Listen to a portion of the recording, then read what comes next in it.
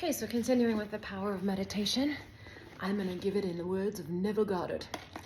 In his book, Out of This World, Chapter 1, he gives a way to basically create your future using meditation, slightly different than Abraham, where you're talking about just clearing your mind. This one is a little bit different. And the one with Abraham just says, hey, if you clear your mind, anything you want will come to you. Neville says he discovered this process. Well, I'll read it. Here is a technique that makes it easy to encounter events before they occur, to call things which are not seen as though they were. Here's a line from the Bible, Romans 4:17. People have a habit of slighting the importance of simple things, but this simple formula for changing the future was discovered after years of searching and experimenting. And I'll add, I think he was around in like the 40s when meditation wasn't really a thing in the Western world. So the first step in changing the future is desire. That is, define your objective. Know definitely what you want. Secondly, construct an event with which you believe you would encounter following the fulfillment of your desire, an event which implies fulfillment of your desire, something that will have the action of self predominant. Thirdly, immobilize the physical body and induce a condition akin to sleep. Lie on a bed or relax in a chair and imagine that you are sleepy. Then, with eyelids closed and your attention focused on the action you intend to experience, in imagination, mentally feel yourself right into the proposed action, imagining all the while that you're actually performing the action here and now. You must always participate in the imaginary action, not merely stand back and look on, but you must feel that you're actually performing the action, so the imaginary sensation is real to you.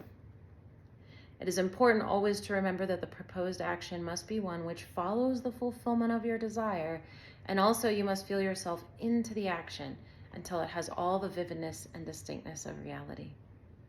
For example, suppose you desired promotion in office. Being congratulated would be an event you would encounter following the fulfillment of your desire.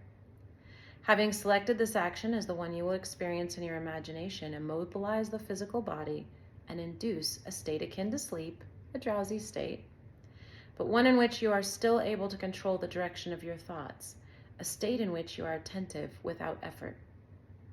Now, imagine that a friend is standing before you. Put your imaginary hand into his. First, feel it to be solid and real. Then carry on an imaginary conversation with him in harmony with the action. Do not visualize yourself at a distance in point of space and at a distance in point of time being congratulated on your good fortune. Instead, make elsewhere here and the future now.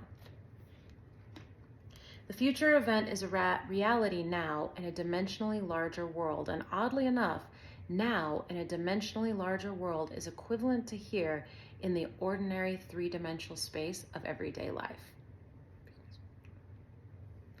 The difference between feeling yourself in action here and now and visualizing yourself in action as though you were on a motion picture screen is the difference between success and failure. I think I've done that a lot, just kind of imagining it happening in front of me rather than actually doing it.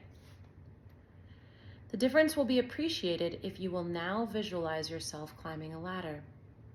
Then, with eyelids closed, imagine that a ladder is right in front of you and you feel you're actually climbing it.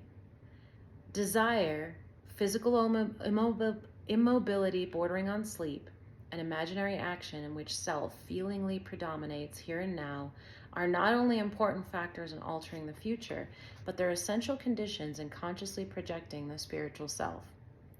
If when the physical body is immobilized, we become possessed of the idea to do something, and imagine that we are doing it here and now, and keep the imaginary action feelingly going right up until sleep ensues, we're likely to awaken out of the physical body to find ourselves in a dimensionally larger world with a dimensionally larger focus and actually doing what we desired and imagine we were doing it in the flesh. But whether we awaken there or not, we are actually performing the action in the fourth dimensional world, and we will reenact it in the future here in the three-dimensional world. Experience has taught me to restrict the imaginary action, to condense the idea, which is to be the object of our meditation, into a single act, and reenact it over and over again until it has the feeling of reality. Otherwise, the attention will wander off along an associated track, and hosts of associated images will be presented for our attention. In a few seconds, they'll lead us hundreds of miles away from our objective and point of space, and years away in point of time. If we decide to climb a particular flight of stairs, because that is the likely event to follow the realization of our desire, then we must restrict the action to climbing that particular flight of stairs. Should our attention wander off, we must bring it back to its task of climbing that flight of stairs and keep on doing so until the imaginary action has all the solidity and distinctness of reality. The idea must be maintained in the field of presentation without any sensible effort on our part. We must, with minimum of effort, permeate the mind with the feeling of the wish fulfilled. Drowsiness facilitates change because it favors attention without effort. But it must not be pushed to the stage of sleep, in which we shall no longer be able to control the movements of our attention, but rather a moderate degree of drowsiness in which we are still able to direct our thoughts. A most effective way to embody a desire is to assume the feeling of the wish fulfilled, and then, in a relaxed and sleepy state, repeat over and over again like a lullaby any short phrase which implies fulfillment of our desire, such as "thank you," as though we addressed a higher power for having done it for us. So you imagine the event and then have a short phrase like "thank you." If, however, we seek a conscious projection into a dimensionally larger world, then we must keep the action going right up until sleep ensues.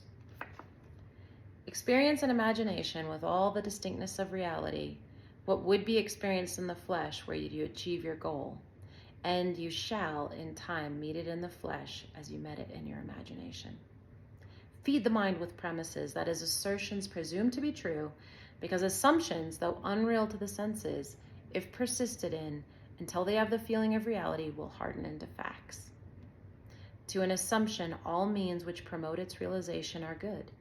It influences the behavior of all by inspiring in all the movements, the actions, and the words which tend towards its fulfillment. Thoughts turn to reality in this way. This was his way of talking about, or assumptions. Assumptions become reality by acting as if they're true.